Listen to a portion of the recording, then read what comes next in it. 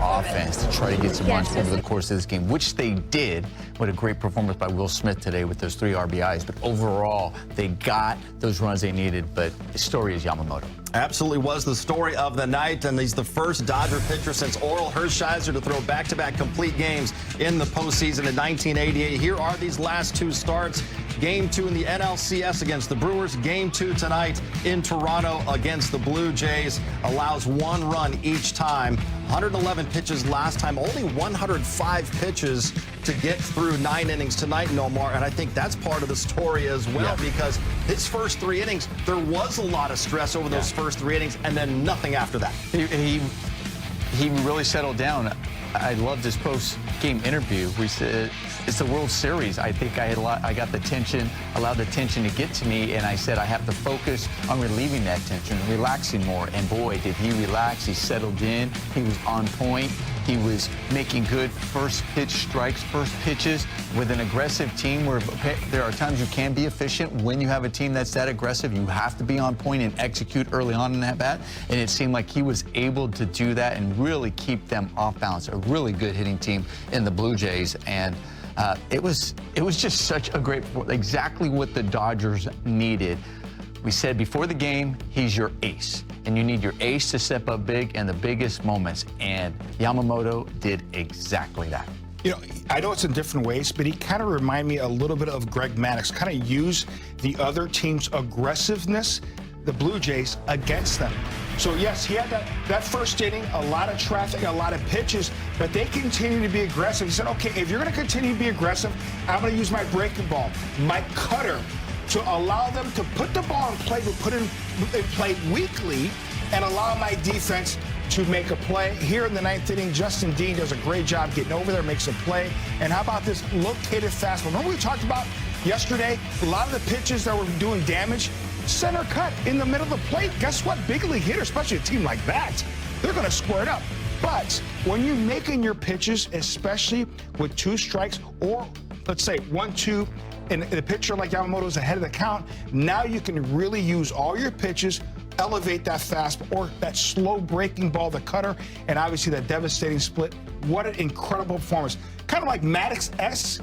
Obviously, Yamamoto has a little more velocity, but using all his pitches and knowing how to pitch. What a great job. Obviously, it's a 9-inning game, Jerry, but sometimes you can have turning points early on in a game. We saw that in that first inning because Springer leads off with a 2-strike double, and then they have a bloop single. First and third, nobody out. This could have been a completely different game, but he gets out of this mess. Let me tell you something, guys. We know this. Nomar, you know this. In order to get an ace, you get an ace early. Yes. You have a chance to get him. First and third, nobody out. You got, Vladimir Guerrero Jr. This was, I think, a huge play because Kirk is trying to shoot the hole. He almost does the line drive out and that breaking ball. And now Yamamoto is walking off the mound unscathed. Y'all boys had your chance. Yep. I'm going to go out there and do my thing because they had their chance. And they were unable to scratch a run there. What a great job. I just want him to limit the damage. If you just give 1 run right there, great job. He goes out of that first inning, no runs allowed. Great job. Momentum, right? I mean, that was mentioned before the game. Does momentum matter? Yes. And that first inning, the Dodgers score. And the way they scored in the first inning was a 2-out RBI. That was really good by the offense to be able to get that run. So that was huge, feeling that momentum on the Dodgers side. Now, if the Blue Jays were able to get that run back, it definitely shifts, gets that crowd back in there. And they had the opportunity to not only score 1, but possibly more in that inning with the heart of their lineup coming up, especially with Vladimir Guerrero, who is just on fire and swinging the bat great. But him to be able to get out of that inning with a 0, it really changed the whole momentum within that stadium. And listen, Blue Jays battled back. Gausman, I tell you, he stifled the Dodgers offense for a while. This felt like a game that Yamamoto has pitched throughout the season because it seemed like the Dodgers were scoring any runs for Yamamoto.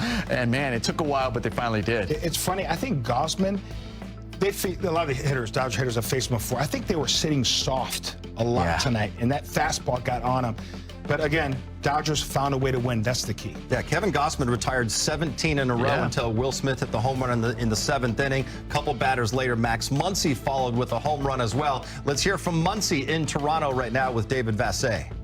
All right, Max, you even up the series. We talked before the game. There was no sense of panic in you or the team. No, not at all. Last night was obviously a dud, but it happens sometimes. We just ran into an offense that was really hot. Tonight, Yama was able to shut him down. We were able to get some runs on the board for him, give him a little support, and make those last couple innings a little bit easier for him. What can you say about Yamamoto? Did he pitch you back into the World Series tonight?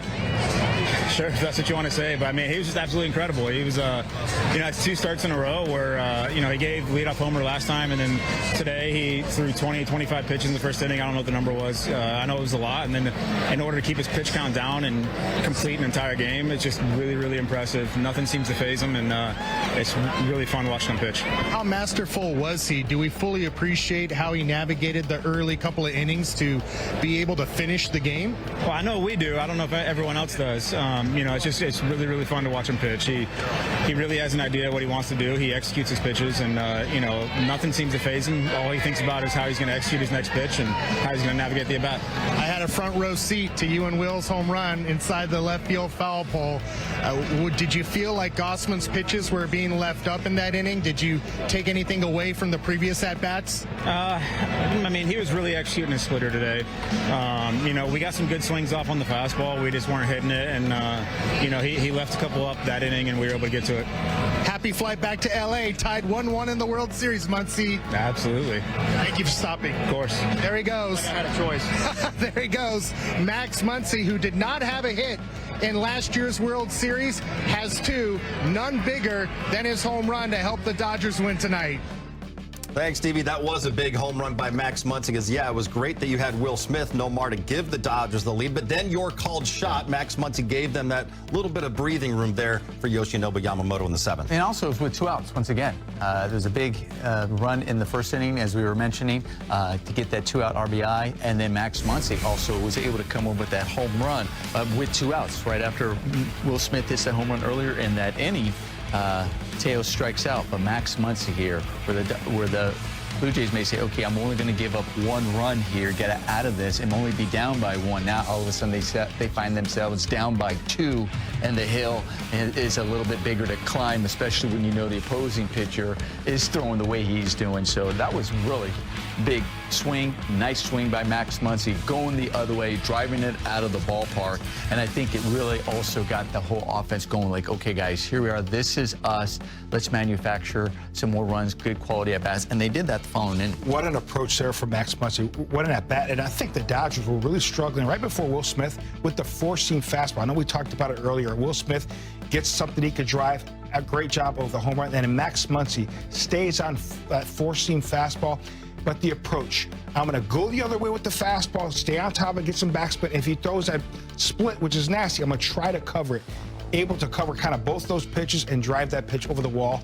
Great at-bats. 5-1 Dodgers take down the Toronto Blue Jays in Game 2. Let's go back to Toronto and hear from Kike Hernandez with Kirsten Watson.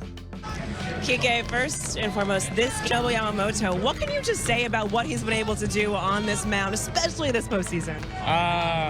He's the man. He's the man. That's why everybody wanted him last year when he was trying to come over to the U.S., and he's worth every penny. He showed it.